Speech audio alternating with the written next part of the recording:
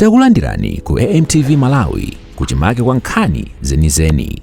Ngati nkhani imeneyo kuno kulibe, dziwani kuti nkhani imeneyo ndi yabodza. Two salutations. Allow me to invite Commissioner Reverend Philip Kambulire to give us a prayer. Thank you.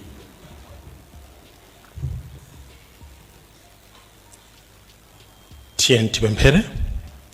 Olemekezeka mbuye mulungu wathu tikudza pamaso panu mmawa uno ndi kudzichepetsa konse pokhala inu mfumu ya ulemerero.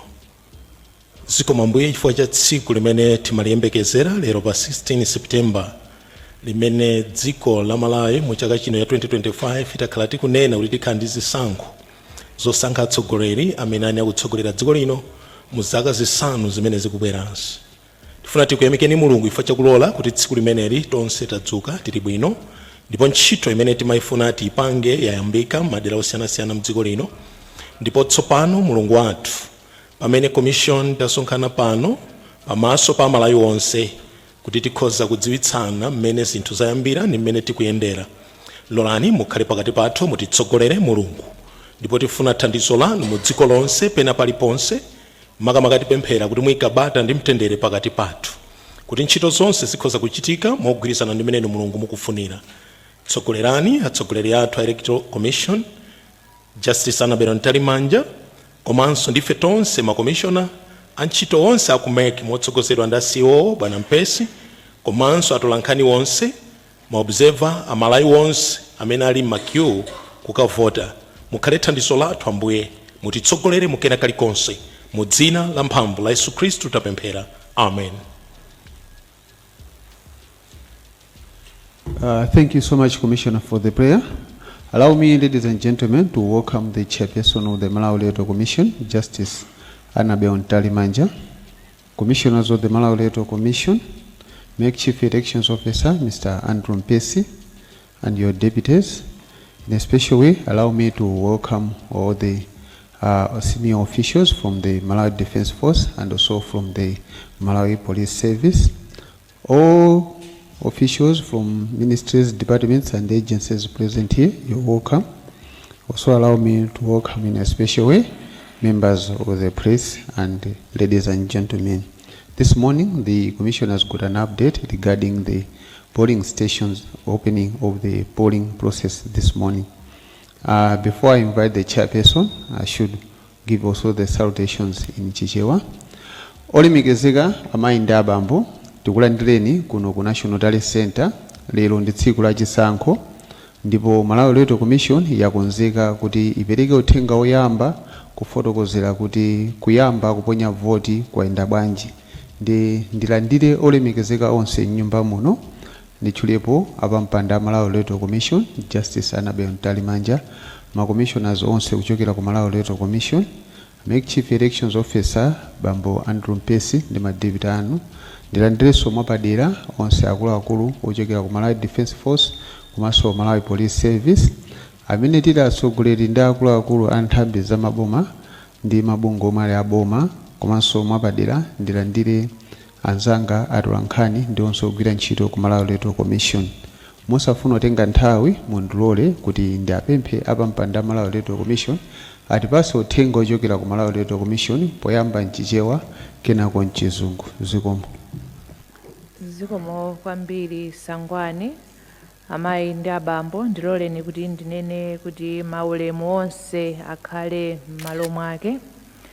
Lero pa 16 September 2025, tsiku limene tonse takhala tikuliyembekezera komanso kulikonzekera lafika, ndipo mwachimwemwe ife ya Malawi Electoral Commission itafika kuti tipereke uthenga wathu oyamba mu tsiku la lero. Kuvota kwayambika ndithu monga tinafotokozera mbuyomu 6 koloko mmawa, ndipo dziko lonse mmene tikufotokozerera kuti ma polling station athu kapena malo ochitikirako zovotera 15,148, malo onse ovotera atsegulidwa ndipo kuvota kukuyenda bwino.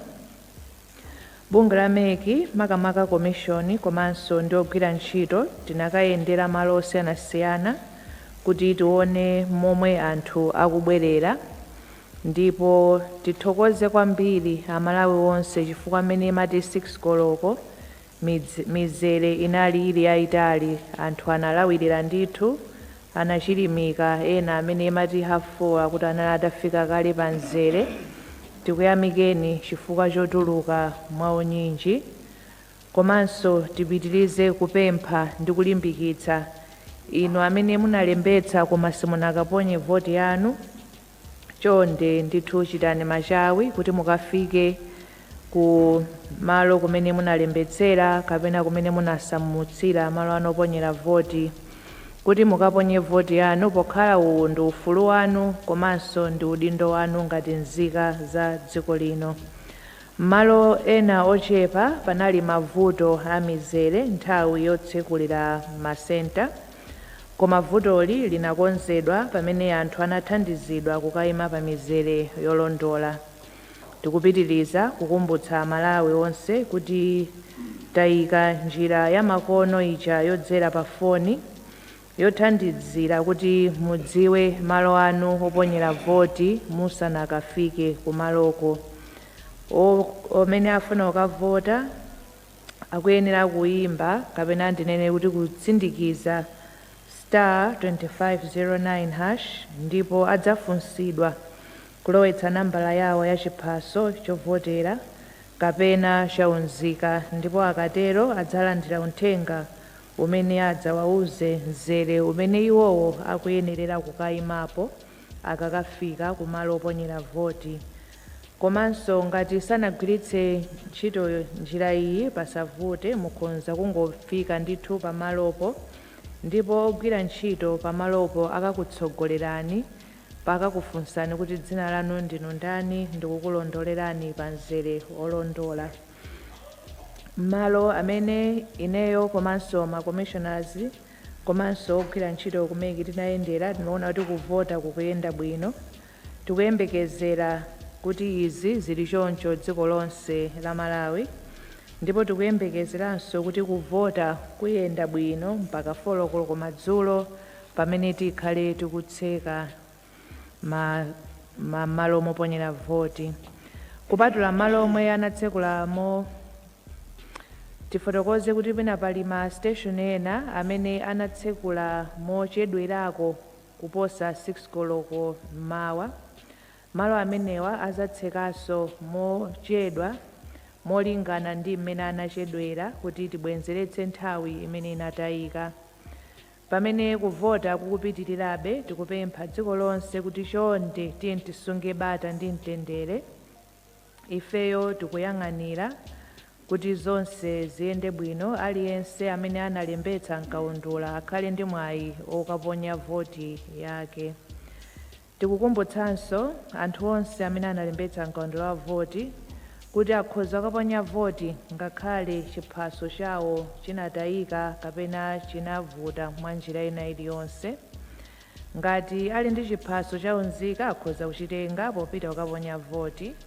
Mongobwerenza titsimikize ndi kutsindika kuti chiphaso chaunzika si umboni kuti munalembetsa nkaundula wa voti, koma chimangothandizira kukuzindikirani mwa msanga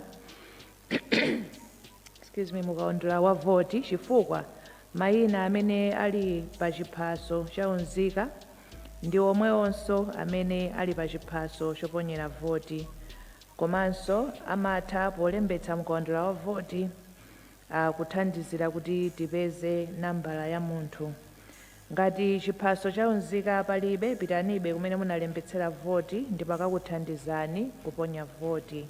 Ogwira ntchito ya chisankho akasaka dzina lanu mukaundula wa voti pogwiritsa ntchito chala chanu chimene mukayike pa makina, ndipo akaonetsa nkhope yanu ndi kumene munalembetsera. Ngati dzina litapezeka ndipo ndikutsimikiziridwadi kuti ndi inuyo, mukaloledwa kuponya voti. Koma titsindike apa, likakasakidwa dzina lanu osapezeka, simukaloledwa kuponya voti chifukwa pakakhala kuti palibe umboni kuti inuyo munalembetsa nkaundula wa voti.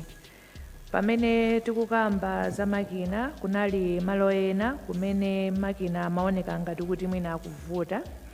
timafuna tingotambasulira kuti tonse tiyende limodzi. Makinawa akugwiritsa ntchito fingerprint, koma amathanso kuchita scan national ID, amathanso kuchita scan voter registration certificate, komanso pambali pa makina tikumbukire kuti tikugwiritsanso ntchito kaundula wathu wapapepala, ndiye musadere nkhawa, zonse ziyenda bwino ndithu ndipo aliyense aponya voti yake. Bunge la MEC likukumbutsanso olemba anzawo ntchito kuti lero ndi tchuthi malingana ndi malamulo kuti aliyense akhale ndi mpata ukaponya voti. Tikumbukire kuti kuvota ndi ufulu ofunika, ndipo inuyo ngati mabwana ndi madona mukufunika kuti anthu anu amene akugwira ntchito muwapatse mpata kuti nawonso akathe kuponya voti. Kaya muyika mashifti, kaya mukhonza njira zotani, koma mukuyenerera kuti mupereke mpata kuti nawonso pa ufulu wawo athe kukaponya voti. Tikumbutsirenso kuti malo oponyera voti amene tinatsekula 6 koloko ndipo titseka 4 koloko madzulo, amene kumalo kumene tinatsekula mochedwa tiwonjezera nthawi ndi mulingo umene tinachedwera. Chonde tiyeni tisunge nthawi, tiyeni tipite ndithu mwaunyinji amene sitinakaponye voti kuti tichite motero. Pomaliza tifotokozere kuti tamva ndi kulandira maripoti nkhani yokhudza chisankho cha kansala ku Iyembe ward ku Karonga. Pakali pano tikukulimbikitsa anthu onse kudera kumeneku kuti apitirize kuvota, ndipo tikabweranso ndi our next update 1 PM tidzafotokozera bwino pa nkhani imeneyi. Tikufuneni zabwino zonse. Amene simunakaponye voti chitani motero kuti nanunso mupange exercise ufulu wanu komanso udindo wanu. Osayiwala kupanga subscribe ku channel ya AMTV Malawi.